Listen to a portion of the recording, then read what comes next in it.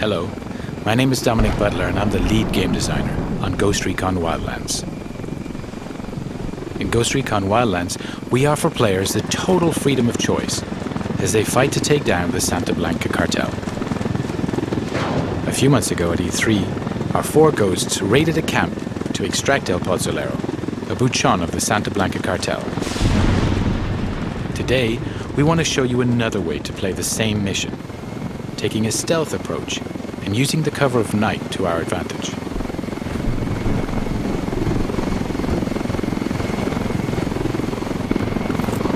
Weaver, Nomad and Holt are base jumping from the helicopter.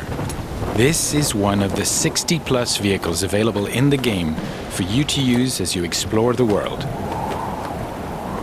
Today, 4 devs are playing the demo in co-op.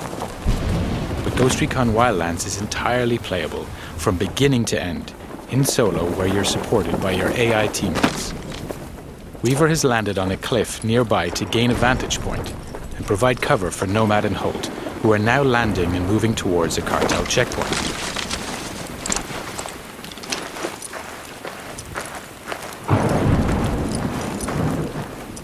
All 4 ghosts are now on the ground. Midas will regroup with the others in the camp. Ghost Recon Wildlands features a complete day and night cycle, as well as a realistic weather system which both have an influence on gameplay. Here, for example, nighttime with rainy weather is a perfect combination for a stealthier approach. Ideally, we want to gain access without alerting the cartel, so it's time to be creative.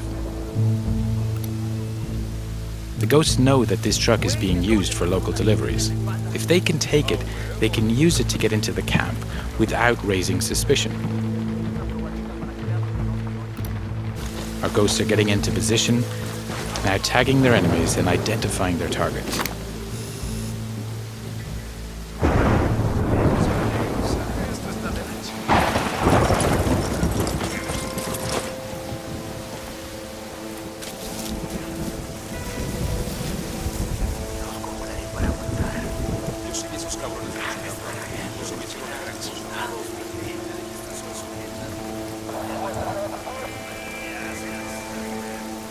Midas is now using the sync shot feature to assign targets to his teammates. The sync shot makes its comeback in Wildlands and is the perfect feature to coordinate your action with your team. Here we go. And that's a perfect execution.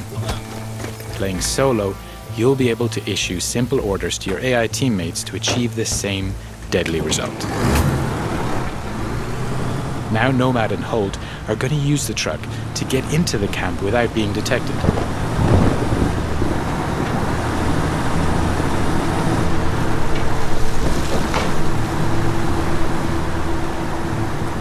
The cartel recognize this truck, and so the ghosts are in.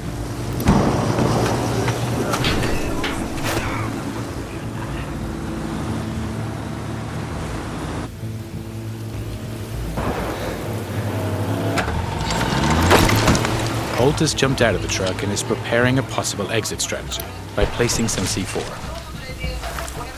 Landmines, frag, flash and diversion grenades will also give you the explosive edge and help create diversions. With more than 50 weapons available in the game that you're able to use and customize with hundreds of different attachments, it's up to you to choose the right weapon for the job. Each of them has its own ballistics model with piercing, dispersion, and bullet drop.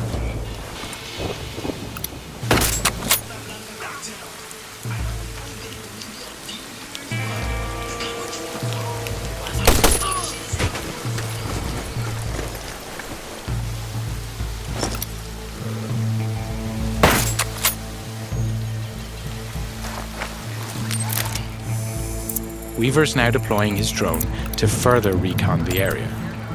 He switched to thermal vision to easily detect local targets.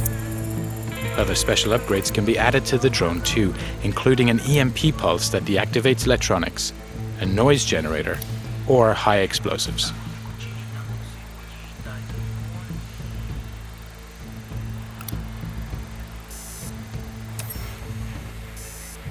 Okay, that's our guy.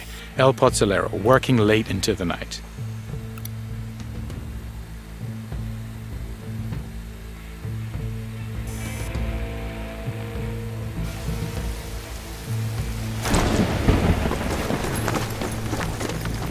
Now that we have his exact location, Nomad is going to park the truck near to the target.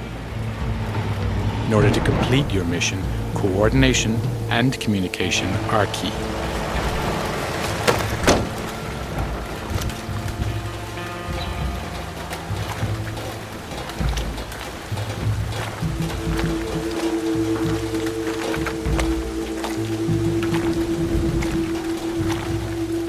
Nomad is now in position, waiting for the right moment to grab the target.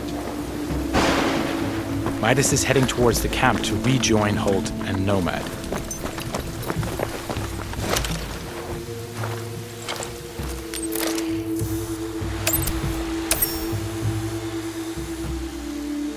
Weaver has located the camp generator with his drone. If the team manages to shut it down, they'll kill power in the camp, which will prevent triggering alarms or secondary reinforcements.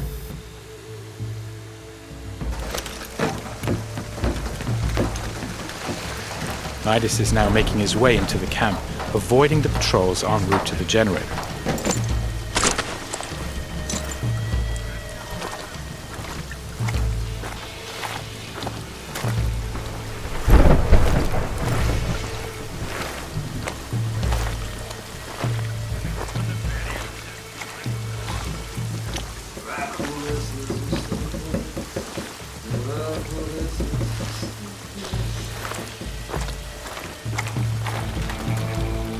Holt is placing more C4 on the other side of the camp to provide further distraction in case the ghosts need it during their escape.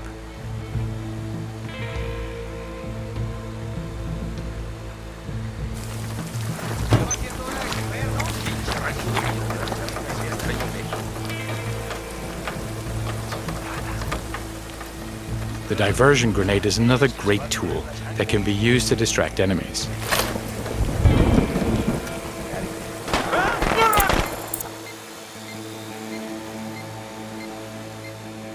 Since we're attacking this camp at night, we can take advantage of each NPC's unique day and night agenda. For example, this soldier here is taking a rest.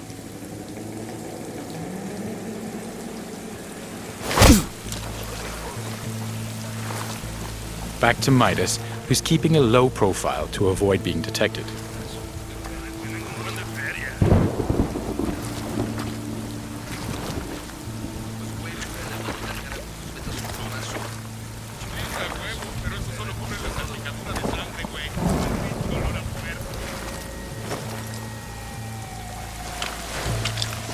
Holt is making his way towards Nomad and El Pozolero's location.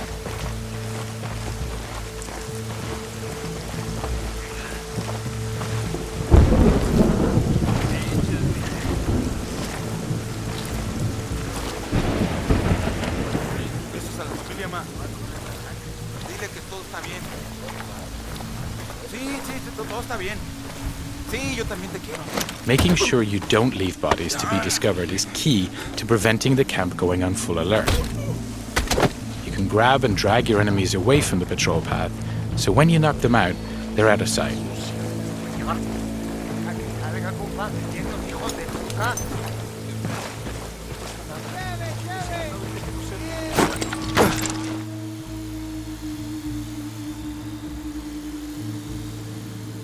Midas is climbing between the camp buildings to reach a better position.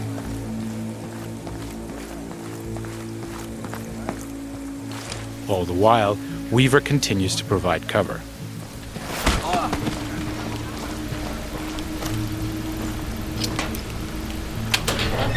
Having reached the generator, Midas can disable it to kill the lights throughout the camp.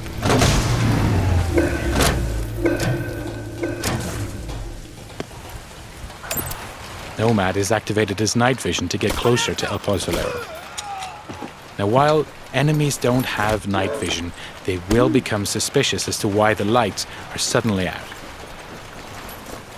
Now, we need to extract our target from the camp. The enemies are now alerted by the noise and are trying to find its origin.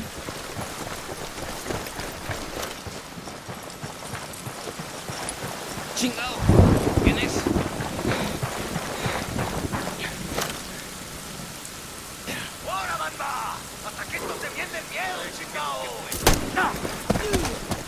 Holt is passing a rebel prison cage.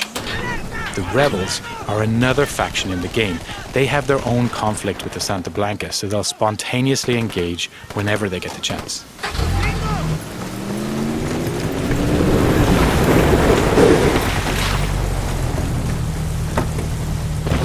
Nomad has just put our target into the truck and is moving towards the exit.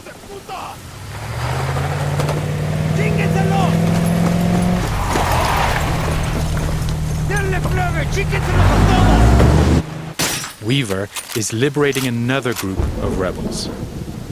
This camp is now erupting into a full gunfight between the rebels and the Santa Blanca.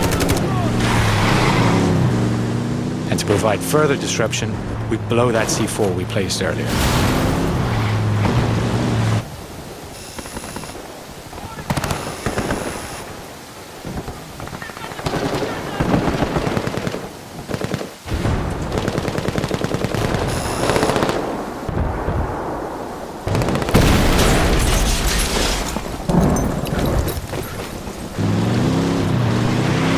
Weaver is now headed to rejoin the others, clearing the last of the Santa Blanca in the wild who were attracted by the gunshots.